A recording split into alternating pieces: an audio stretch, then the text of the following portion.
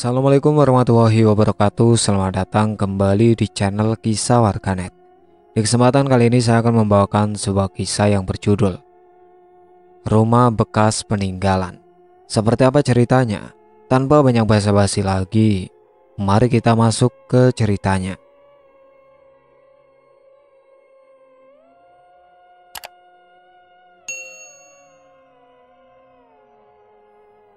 Masa kuliah dulu, aku punya satu teman perempuan. Namanya Raras. Bisa dibilang pacar, walau kami gak pernah benar-benar bilang jadian. Kami satu angkatan, beda kampus, tapi sering ketemu. Ayah Raras pejabat tinggi di sebuah bank daerah. Jadi keluarganya sering pindah-pindah ikut penempatan kerja. Dan kali ini, beliau ditugaskan ke kantor cabang baru, agak jauh dari kota besar. Raras ngajak aku buat bantuin pindahan. Aku setuju, karena ya selain memang udah kenal keluarganya, aku juga memang suka jalan-jalan keluar kota. Kadang tempat sepi malah bikin pikiran lebih tenang. Hari itu hari Kamis. Kami berangkat dari Bandung pagi-pagi, bertiga. Aku nyetir, Raras duduk di sebelah, dan adiknya yang paling kecil yaitu Sekar, duduk di belakang. Masih umur 19 waktu itu. Kami lewat jalur yang banyak pohon jatinya. Jalanannya naik turun dan sesekali sepi banget. Aku justru suka jalur itu. Dulu sering dilewati orang kalau mau ke daerah timur, Jawa Barat. Tapi makin kesini makin jarang yang lewat situ. Sepanjang jalan kami banyak ngobrol. Sekar sesekali nimbrung, tapi lebih sering mainan HP. Rara sibuk cerita soal rumah baru yang katanya agak tua tapi gede. Rumah dinas dari bank tempat ayahnya kerja. Kami sampai sore, sekitar jam 5. Matahari masih ada, tapi kota itu udah mulai sepi. Jalanannya bersih, tapi gak terlalu ramai. Mungkin karena memang bukan jalur utama. Kami langsung menuju rumah itu, gak pakai mampir-mampir. Katanya barang-barang pindahan udah sampai lebih dulu kemarin, jadi tinggal bantu rapiin aja. Rumahnya cukup besar, halamannya luas. Di depan rumah ada 2 pohon mangga besar yang bikin suasana jadi agak teduh. Angin sore bikin daun-daun pohon itu berisik sendiri. Tapi entah kenapa, waktu itu aku ngerasa agak nggak nyaman. Aku parkir mobil di sisi kiri rumah, dekat carport. Ada jalan kecil ke belakang rumah karena penasaran. Aku jalan ke belakang lewat situ. Jalurnya cukup buat 1 mobil kecil. Dan benar saja, di belakang ada garasi, tapi nggak ada temboknya. Cuma atap dan tiang-tiang penyangga. Di tengah halaman belakang ada 1 lagi pohon mangga. Ukurannya paling besar dari yang di depan. Aku agak ngerasa aneh waktu lihat itu pohon. Rasanya kayak dilihatin. Tapi aku abaikan. Garasinya sendiri berdebu, lantainya kotor, kayak nggak pernah dipakai. Ada rasa nggak enak di perut waktu aku berdiri di situ lama-lama. Tapi lagi-lagi aku pikir itu cuma capek perjalanan. Aku lanjut jalan ke sudut belakang rumah. Ada kamar mandi tua dan 1 rumah. Sumurnya ditutup papan. Udah tua banget bentuknya. Lumut nempel di sisi-sisinya. Karena udah kebelet pipis, aku masuk ke kamar mandi itu. Di dalam gelap, lampunya redup banget. Setelah selesai, aku keluar dan sempat ngintip ke sumur. Aku geser sedikit papan penutupnya. Saat aku lihat ke dalam, tiba-tiba ada angin kencang keluar dari dalam sumur. Langsung nyambar muka, kayak ada yang ngembus dari dasar. Aku kaget dan langsung mundur. Diam sebentar. Terus tutup lagi sumurnya. Setelah nutup papan penutup sumur, aku langsung balik masuk ke rumah lewat pintu belakang. Langkahku agak buru-buru, entah karena dingin sore itu atau karena rasa nggak nyaman yang makin kuat. Begitu masuk, Raras langsung lihat mukaku. "Kenapa? Mukamu pucat banget," katanya. Aku jawab singkat. "Nggak apa-apa, mungkin masuk angin." Padahal dalam hati masih kepikiran soal angin yang keluar dari sumur tadi. Rasanya gak masuk akal, tapi aku juga gak bisa jelasinnya gimana. Di dalam rumah barang-barang udah ditata, beberapa masih belum dirapihin, tapi sebagian besar udah ditempatin di ruang masing-masing. Rumah ini besar, gaya bangunan lama, dinding tebal, plafon tinggi. Kesan kosongnya itu yang bikin tambah aneh. Ruang tamunya luas, ada beberapa kamar. Raras dan adiknya tidur di kamar tengah. Orang tuanya di kamar utama. Aku dikasih kamar paling depan, dekat ruang tamu. Sore makin gelap, kami makan malam bareng di ruang tengah. Ayah dan ibu Raras kelihatan ramah. Mereka cerita soal tugas baru, soal kantor, dan soal rumah ini yang dulunya pernah lama kosong. Aku cuma senyum-senyum aja, gak ikut banyak bicara. Seusai makan kami berberes sebentar. Sekar bantu cuci piring. Aku sempat berdiri sebentar di dekat jendela. Dari situ, garasi belakang sedikit kelihatan. Masih gelap dan kelihatan kotor. Aku langsung geser badan, gak mau lihat ke arah situ lagi. Jam makan selesai. Suasana rumah mulai sepi. Lampu-lampu dipadamkan. Hanya beberapa lampu kecil yang dibiarkan menyala. Aku masuk ke kamar sekitar jam 10 malam. Kamarku bersih, ada satu tempat tidur, meja kecil, dan jendela menghadap ke jalan. Tapi nggak ada TV. Dan itu bikin aku makin gak tenang. Biasanya aku tidur ditemani suara TV. Sekarang cuma suara malam yang pelan dan kosong. HP juga nggak ada sinyal. Tahun itu belum sekuat sekarang, jadi nggak bisa browsing. Nggak bisa apa-apa, cuma bisa tiduran sambil mikir hal-hal aneh dari sore tadi. Aku coba tidur guling sana sini, gak bisa juga. Perasaan makin gak enak, entah kenapa bayangan sumur tadi terus terlintas. Angin yang keluar dari situ kayak belum selesai. Jalanan depan rumah sepi banget, gak kayak kota besar. Suara kendaraan hampir gak ada, yang ada cuma suara angin. Dan kadang kayak ada ranting jatuh, tapi gak jelas dari mana. Jam makin malam, aku belum juga bisa tidur. Dan malam itu jadi awal dari semua yang bikin aku gak bisa lupa sampai sekarang. Aku lihat jam. Sudah lewat tengah malam. Sekitar jam 12 lebih mataku masih melek. Perasaan gak enak makin kuat. Suara di luar kamar juga makin sunyi. Gak ada apa-apa. Tapi justru karena itu jadi makin gak nyaman. Aku tiduran menyamping, menghadap ke arah pintu kamar. Tiba-tiba, samar-samar aku dengar sesuatu. Tawa, suara tawa bayi. Pelan, tapi jelas. Kedengaran dari arah ruang tamu. Aku langsung duduk di kasur, diam, dengarkan lagi. Awalnya aku kira cuma halusinasi. Tapi suaranya terus berulang. Dan semakin lama semakin jelas. Aku yakin sejak kami datang tadi gak ada bayi di rumah ini. Gak mungkin ada. Semua yang tinggal di rumah ini udah aku lihat. Aku pelan-pelan berdiri, langkah kecil, deketin pintu. Tapi gak berani buka. Cuma tempelin telinga. Suara tawa bayi itu sekarang jelas banget. Kayak ada tepat di luar pintu. Jantungku berdetak kencang, tangan dingin, bulu kuduk berdiri. Aku gak tahu harus apa. Mau teriak, gak bisa. Suara gak keluar. Aku coba meyakinkan diri. Mungkin itu suara dari luar. Tapi posisi kamar paling depan. Dan rumah ini gak berdempetan dengan rumah lain. Sekitar rumah pun sepi. Gak ada anak kecil. Gak ada bayi. Aku balik lagi ke kasur. Duduk di pinggir. Pegang kepala. Bingung. Mau buka pintu. Takut. Mau tetap di kamar, takut juga. Beberapa menit kemudian suara itu pelan-pelan hilang. Aku tarik nafas panjang, tapi tubuh masih gemetar. Aku coba tidur lagi, miring ke kanan, lalu ke kiri. Tapi tiap mata terpejam, yang terbayang malah sumur di belakang rumah, dan suara bayi tadi. Aku mulai mikir yang aneh-aneh.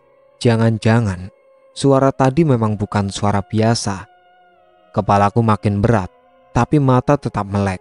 Dan di titik itu, aku sadar rumah ini benar-benar gak normal. Aku mulai nyesel gak maksa pulang waktu sore. Tapi sekarang udah terlambat. Semua orang udah tidur. Jalanan luar pun pasti sepi. Aku gak mungkin nekat keluar sendiri malam-malam begini. Satu-satunya pilihan, tunggu sampai pagi. Tapi itu pun gak mudah, karena malam ini masih panjang. Sekitar jam 1 lebih, aku mulai ngerasa kebelet pipis. Tahan-tahan dulu, tapi makin lama makin gak kuat. Aku berdiri pelan-pelan jalan ke pintu kamar. Telapak kaki dingin kena lantai ubin. Telingaku tajam dengerin suara sekitar, tapi malam itu semuanya hening. Aku buka pintu perlahan, cek dulu keluar. Ruang tamu gelap, gak ada siapa-siapa. Lampu kecil dekat dapur masih menyala. Aku jalan pelan lewat ruang tengah. Toilet yang dekat dapur ada di sisi kiri. Aku coba putar gagangnya, terkunci. Aku tunggu sebentar, mungkin ada yang lagi pakai.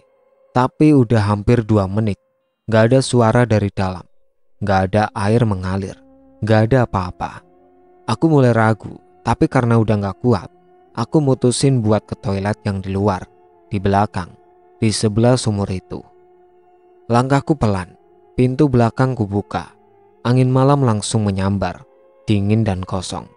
Rumah itu sunyi sekali. Begitu keluar, aku langsung lihat ke arah garasi. Masih gelap, tapi perasaanku bilang, ada yang berdiri di sana. Aku langsung alihkan pandangan, gak berani lama-lama lihat ke situ. Jalan cepat ke arah toilet luar, tapi saat lewat samping sumur, aku berhenti sebentar. Papan penutup sumur udah geser, gak seperti terakhir aku tinggalin. Aku diam, jantungku makin kencang, tapi aku tahan. Aku harus pipis dulu, baru mikir yang lain. Masuk ke toilet, lampunya redup, tapi cukup buat lihat. Selesai, aku keluar. Begitu pintu terbuka, pandanganku langsung ke arah garasi. Dan di sana, aku lihat sesuatu. Putih, tinggi, diam berdiri. Aku tahu bentuk itu. Kain terikat di ujung kepala. Kain terikat juga di kaki. Itu adalah pocong. Dia berdiri di tengah garasi, tegak, gak bergerak. Tapi aura dari sana bikin kaki lemas. Mataku gak sanggup lihat ke bagian atas. Aku langsung tunduk. Langkahku pelan, ngelewatin jalur itu lagi.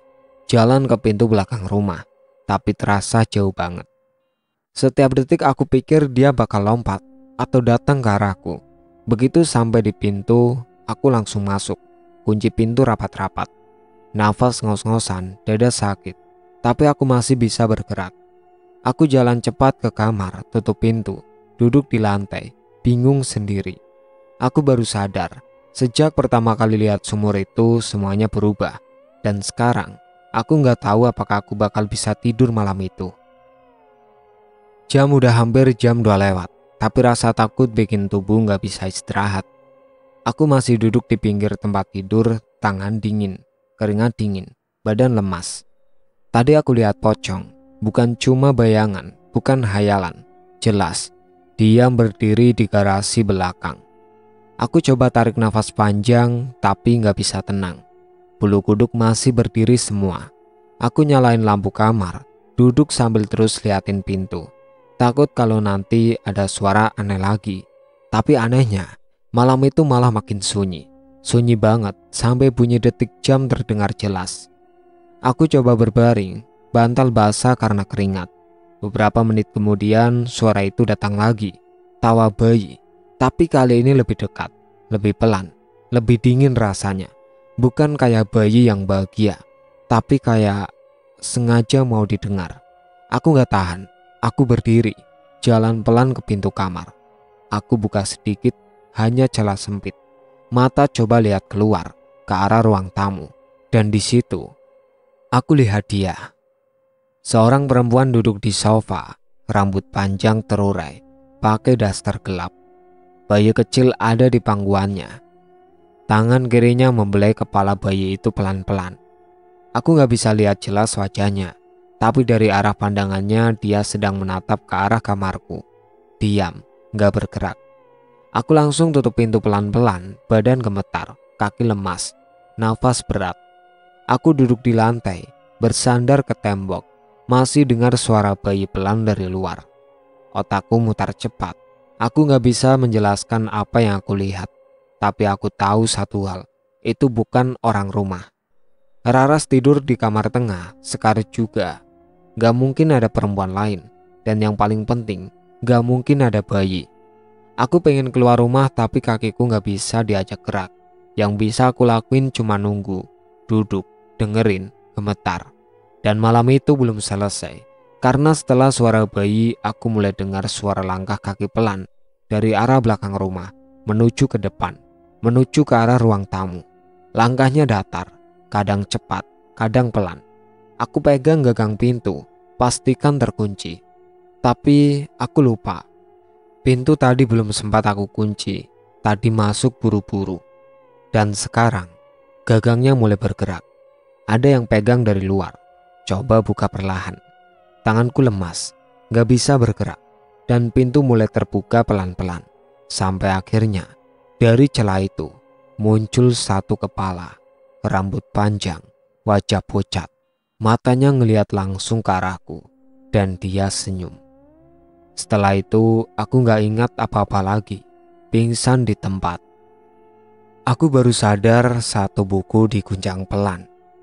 Ada suara lembut memanggil namaku. Raka, bangun, udah subuh. Itu suara Raras. Mataku berat, kepala pusing.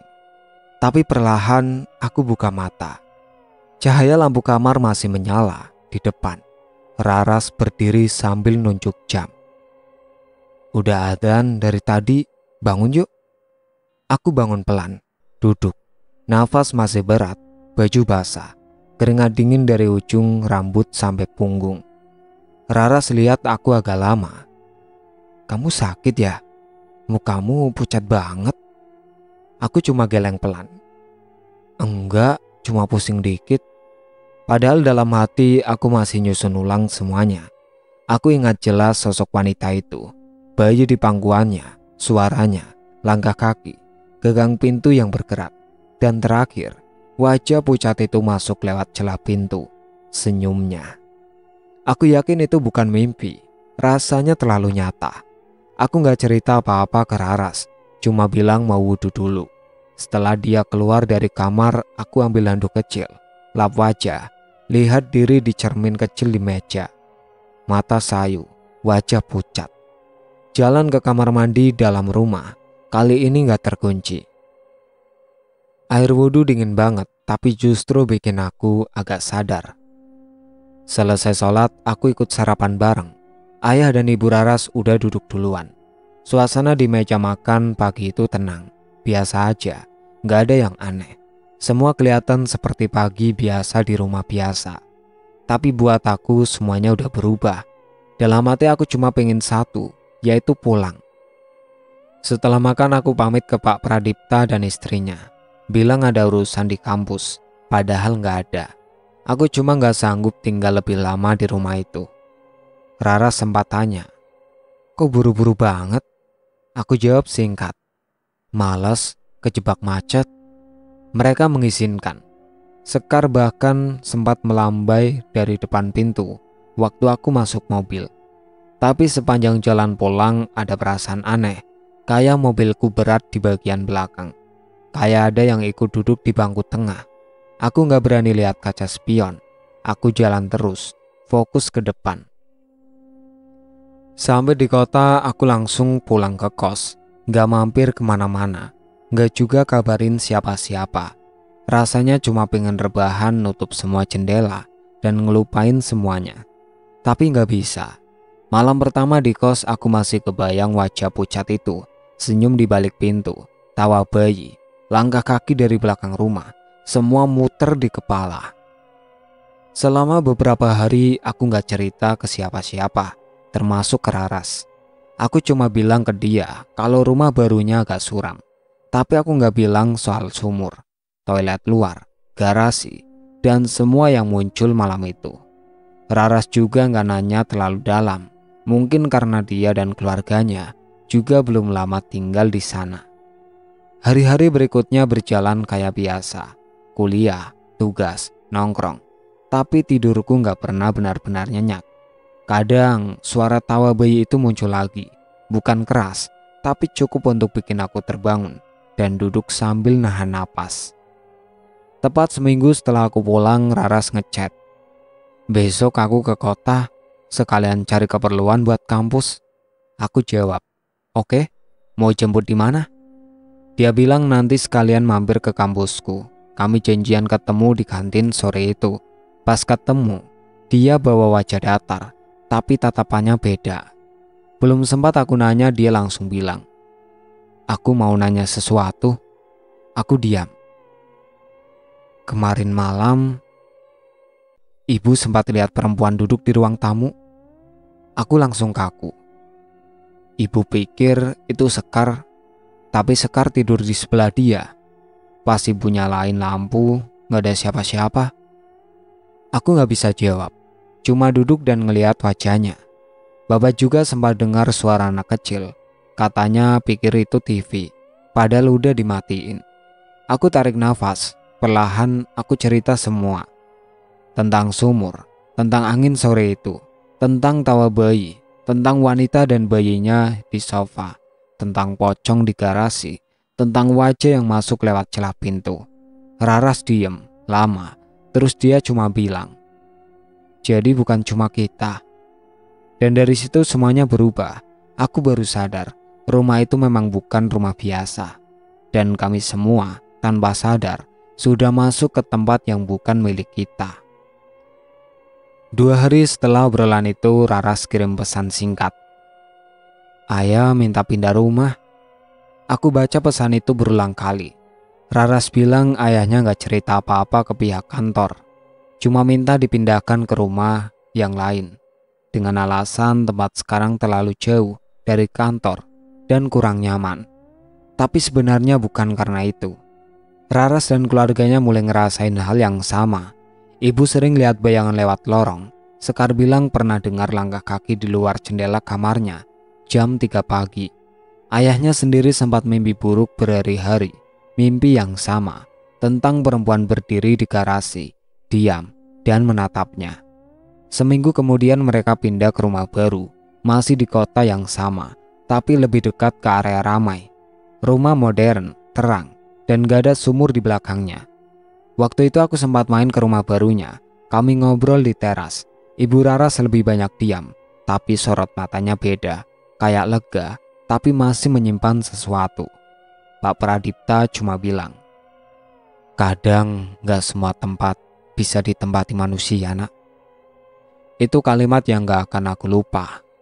Sebelum pulang aku sempat tanya satu hal ke Raras. "Rumah yang lama udah ada yang tempati lagi?" Dia geleng. "Kunci rumah masih dipegang ayah, belum dikembalikan." Aku diam, tapi dalam hati lega. Malam itu dalam perjalanan pulang aku gak ngerasa ada yang ikut. Mobil terasa ringan, tapi rasa di dalam dada masih penuh. Aku tahu cerita ini belum selesai sepenuhnya. Karena rumah itu masih ada, masih berdiri, masih menyimpan sesuatu.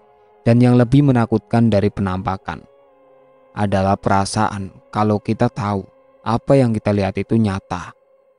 Tapi gak ada satu orang pun di luar sana yang bakal percaya. Tapi aku tahu, Raras tahu, keluarganya tahu, dan sekarang kamu juga tahu. Dari semua hal yang aku alami, satu hal yang paling mengganggu pikiranku bukan penampakan, bukan suara, bukan bayangan, tapi satu kunci. Kunci rumah itu yang katanya belum dikembalikan ke pihak kantor. Aku gak tahu kenapa, tapi sejak dengar itu, kepalaku muter terus. Rasanya kayak ada yang belum selesai, kayak ada yang masih nunggu. Beberapa minggu setelah keluarga Raras pindah, aku mulai bisa tidur normal. Tapi tiap lewat malam Jumat, rasa gak nyaman itu suka datang lagi. Dan malam itu sekitar jam 2 pagi, aku tiba-tiba kebangun. Gak tahu kenapa, gak ada suara, gak ada mimpi, cuma perasaan. Aku duduk di ranjang lihat sekitar kamar, sepi. Tapi jantungku mulai berdetak cepat. Sama persis kayak waktu aku duduk sendirian di kamar depan rumah dinas itu. Aku minum air, coba nenangin diri. Tapi waktu balik lagi ke kasur, HP-ku getar. Pesan dari nomor Raras. "Kamu masih ingat rumah itu nggak?"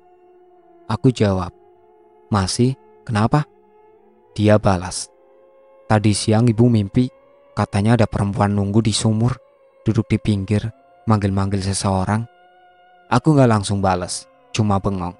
Lalu dia kirim satu pesan lagi. Yang dipanggil nama kamu. Jantungku langsung berhenti sepersekian detik. Aku baca ulang berkali-kali. Yang dipanggil nama kamu. Aku balas, kunci rumah itu masih ada kan? Dia jawab, masih. Kenapa?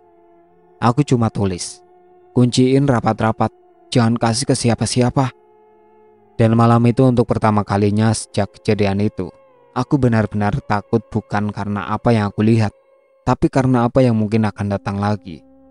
Bukan ke rumah itu, tapi ke aku. Beberapa bulan berlalu sejak malam itu. Raras dan keluarganya hidup tenang di rumah baru. Kami masih sesekali berkomunikasi, tapi topik tentang rumah lama udah gak pernah dibahas lagi. Kayak jadi hal yang disepakatin bersama untuk dilupakan. Tapi aku tahu kami gak benar-benar lupa.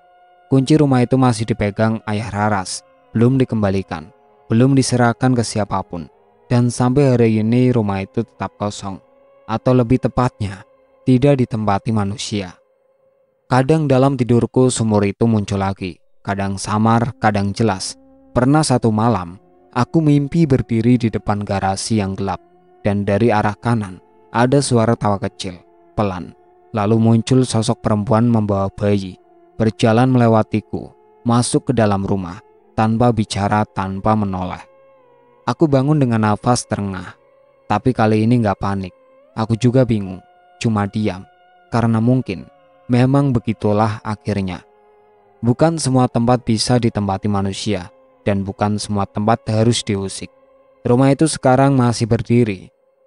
Beberapa kali lewat, Raras bilang, rumput liar tumbuh di halaman, pohon mangganya masih ada, dan papan penutup sumur itu gak pernah dipindah lagi. Kadang ada kabar warga sekitar dengar suara dari rumah kosong itu, suara tangisan bayi, langkah kaki di malam hari, atau suara perempuan ngobrol pelan-pelan sendiri. Tapi gak ada yang berani masuk, gak ada yang berani bertanya lebih jauh. Rumah itu seperti disepakati untuk dibiarkan. Dulu aku kira kejadian di sana akan menghilang seiring waktu, tapi ternyata enggak. Beberapa ketakutan memang gak hilang, dia cuma diam, nunggu. Dan malam-malam tertentu, ketika semuanya sepi, kadang perasaan itu datang lagi. Bukan rasa takut, tapi rasa seperti dia masih di situ, masih duduk di sofa, masih berdiri di garasi, masih menggendong bayi di tengah malam. Dan kadang kalau kamu cukup nekat buat datang ke rumah itu, berdiri di depan gerbang, diam, dan dengarkan baik-baik, mungkin kamu juga bakal dengar tawa kecil bayi di waktu yang seharusnya semua sudah tidur. Dan saat itu terjadi, jangan tanya siapa di dalam rumah. Karena dari dulu, rumah itu memang gak pernah benar-benar kosong. Itulah akhir ceritanya. Sekian dari saya. Wassalamualaikum warahmatullahi wabarakatuh.